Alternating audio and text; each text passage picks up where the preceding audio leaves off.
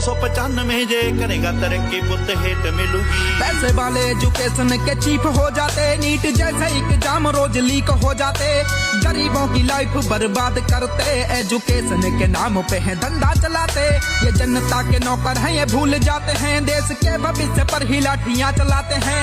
Youth हार जाते हैं जो चारों ओर से हाथ लेके रस्सी पंखे से झूल जाते हैं। तुम झूठे कलाकारों को सपोर्ट करते, ये तुमको कभी भी ना सपोर्ट करेंगे। तुम इनके बर्थडे पे लाखों पोस्ट कर दो, ये तेरे हक के लिए ना कोई पोस्ट करेंगे।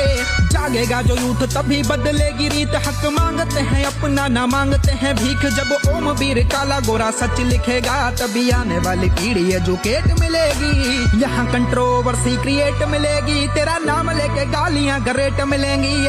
सच बोलने से तेरे बैरी बढ़ेंगे, तेरी बढ़ती तरक्की तेरी हेट बनेगी।